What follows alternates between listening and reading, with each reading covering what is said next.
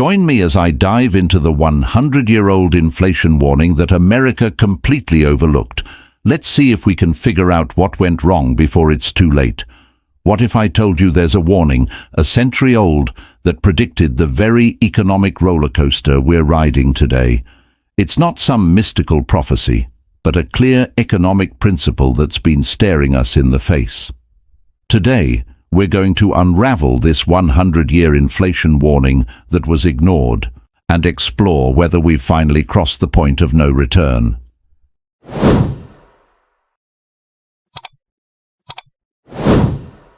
First, let's get on the same page. What is inflation? Simply put, it's when your money buys less than it used to. That dollar in your pocket just doesn't stretch as far. Prices for groceries, gas, and housing go up, and your purchasing power goes down. For decades, brilliant economic minds have been sounding the alarm about the dangers of unchecked government spending and printing money out of thin air. They warned that these actions, while sometimes offering a short-term boost, would eventually devalue our currency and lead to the exact situation we're seeing now. So why is this so critical today? Because for a long time, it felt like we could get away with it.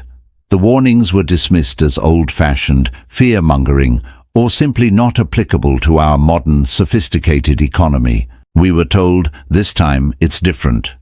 But the fundamental laws of economics are a lot like the laws of physics. You can ignore them for a while, but eventually gravity always wins. And right now, we're feeling that pull. The slow creep of rising prices has turned into a sprint, affecting every single one of us, from the gas pump to the grocery aisle. Let's take a trip back in time. This isn't a new problem. Think about the Weimar Republic in Germany in the 1920s. To pay off massive war debts, the government started printing money relentlessly. At first, it seemed to solve their problems, but soon the value of their currency, the mark, plummeted.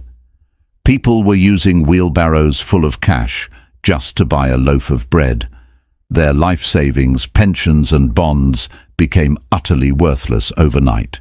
It was a catastrophic economic collapse that paved the way for immense social and political turmoil.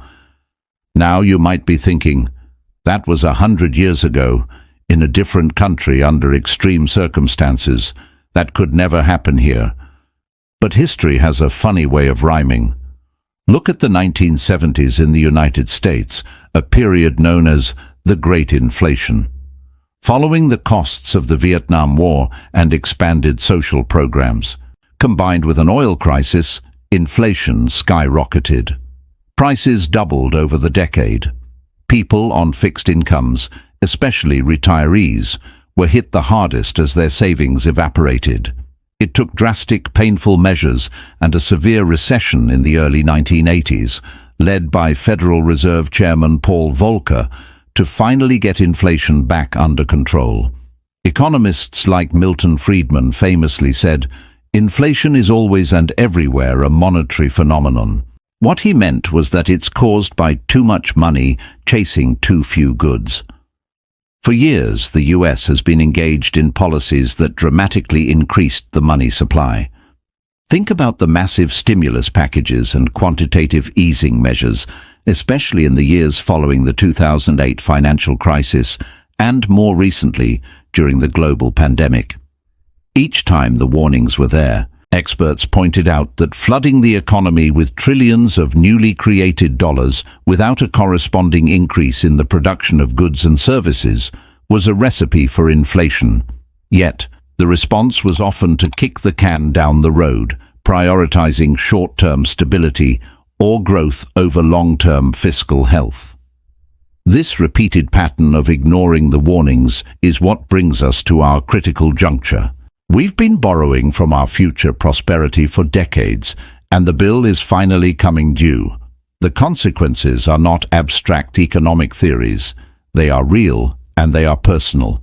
It's the young couple who can no longer afford a down payment on a house because prices have soared. It's the families struggling to put food on the table. It's the small business owner who has to close down because they can't keep up with rising costs for supplies and labor. It's the gut-wrenching feeling of working harder than ever, but feeling like you're falling further behind. This brings us to the most important question. Have we passed the point of no return? Is it now too late? The truth is, we are in a very precarious position. Reversing the course of inflation is never easy. The medicine is often a bitter pill to swallow. Higher interest rates which can slow down the economy, increase unemployment, and make borrowing money more expensive for everyone. It's a delicate balancing act. If the government and the Federal Reserve act too aggressively, they risk tipping the economy into a deep recession. If they act too cautiously, they risk inflation becoming entrenched, creating a vicious cycle of rising prices and demands for higher wages that can be incredibly difficult to break. The danger now is that public trust is eroding. When people lose faith in their currency and expect prices to keep rising, they change their behavior. They might rush to spend their money as quickly as possible before it loses more value, which only fuels more inflation. This is what economists call inflationary psychology, and once it takes hold, it's incredibly hard to reverse. We are teetering on that edge. The decisions made in the coming months and years will be among the most important in modern American economic history.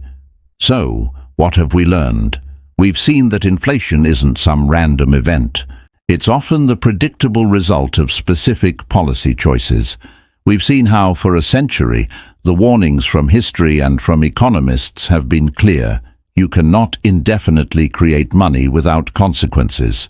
And we've seen how America has repeatedly chosen short-term fixes over long-term discipline, leading us to this critical moment where the stability of our economy and the financial well-being of every citizen are at risk. The time for ignoring these warnings is over. The challenge now is finding a path forward that stabilizes our economy without causing undue hardship on the very people who are already struggling the most. The path is narrow and fraught with risk. This is a conversation that affects all of us, and I'm really curious to hear your perspective. What are you seeing in your daily life? How is inflation impacting you and your family? Drop your thoughts in the comments below. Let's discuss this together. And if you found this breakdown helpful, you'll definitely want to check out my previous videos on the history of money and banking. Thanks for watching. If you gained some value today, please give this video a thumbs up and consider subscribing to the channel for more deep dives into the topics that matter. Stay informed and stay safe. See you in the next one.